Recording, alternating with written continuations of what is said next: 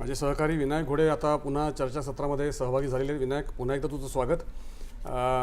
मिलिंदजी लिमेसुद्धा या चर्चासत्रामध्ये सहभागी झालेत. मिलिंदजी, आपलंसुद्धा स्वागत. एकंदर आत्ता आपण ही जी चर्चा ऐकली, रवींद्र चव्हाणांचं जे बोलणं ऐकलं, देवेंद्र फडणवीसांची प्रतिक्रिया ऐकली, त्यांनी कार्यकर्त्यांना केलेलं मार्गदर्शन ऐकलं, कार्यकर्त्यांकडनं काय अपेक्षा आहेत त्यासुद्धा त्यांनी व्यक्त केल्या. त्याचबरोबरीने आता नवीन जे लोकप्रतिनिधी होऊ घातलेले आहेत त्यांनासुद्धा त्यांनी मार्गदर्शन केलेलं आहे. हे मार्गदर्शन त्यांनी केलेलं आहे, त्यांना नेमकी त्यांच्याकडनं काय अपेक्षा असावी, कारण ते पूर्ण सविस्तरपणे बोलू शकले नाहीत. मिलिंदजी, काय म्हणाल? अगदी बरोबर आहे. त्याचं कारण असं आहे की साधारणपणे 8 ते 10 वर्षाच्या अंतराच्या काळाने या सगळ्या निवडणुका होत आहेत. सगळ्या राजकारण्यांनी किंवा देवेंद्र फडणवीस देखील असं म्हणाले होते की एक संपूर्ण पिढी पुढे गेलेली आहे. तुम्ही लक्षात एक गोष्ट घ्या, 2015 ते 17 या काळामध्ये शेवटच्या निवडणुका झालेल्या होत्या. त्याच्यानंतर पुढच्या 5 वर्षांचा टर्म आणि त्याच्यानंतर प्रशासकीय राजवट, हे सगळं लक्षात घेता साधारणपणे 8 ते 10 वर्षाचा कालावधी गेलेला आहे.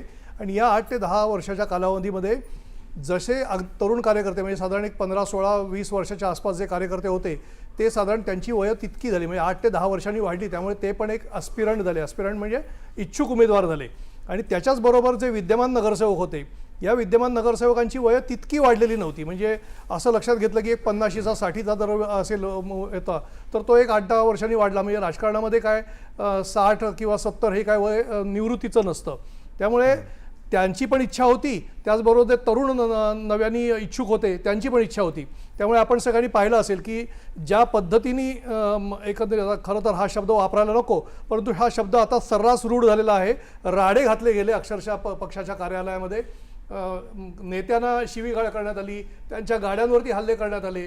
अशा पद्धतीच्या ज्या सगळ्या प्रकार जे काय घडले, आणि हे सगळे प्रकार घडल्यानंतर ज्यांना उमेदवारी मिळाली नाही त्यांनी उमेदवारींना अक्षरशः नेत्यांना लाखोली वाहिली शिव्यांची.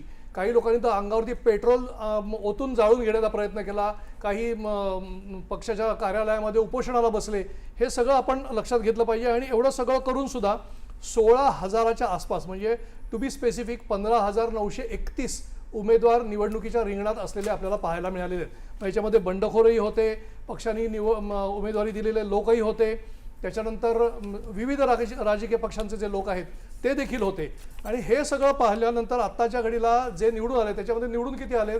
2,869. याच्या म्हणजे 16,000मधून निवडून किती आले? जेमतेम 3,000. 2,869 लोक निवडून आलेले आहेत. आणि या लोकांनी आता महानगरांचा कारभार पाहावा अशी जर अपेक्षा बाळगलेली असेल तर ती बिलकुल चुकीची म्हणता येणार नाही. त्याचं कारण असं आहे की नगरसेवक हा जो शब्द आहे ना, हा दिवसेंदिवस हसायला यावा किंवा की वाटायला यावी अशा पद्धतीने इतका तो आता बोथट व्हायला लागलेला आहे.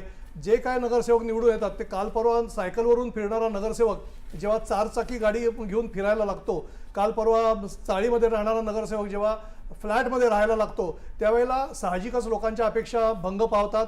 लोकांना अपेक्षा अशी बाळगते, मग कार्यकर्त्यांच्या अपेक्षा त्याच्यामुळे वाढतात की जर तो काल परवा सायकलवरती फिरत होता, आज जर 4 चाकी घेऊन फिरतो तर मी त्याचा कार्यकर्ता म्हणून किती दिवस राहायचं, आणि मग मला नगरसेवक का नाही व्हायचं किंवा मी नगरसेवक का नाही होणार किंवा म्हणजे एकूण पाहायला गेला आपण जो विषय आहे तर राजकारणाचं अर्थकारण बदलताना दिसतंय आपल्याला. एकूण सारंगजी,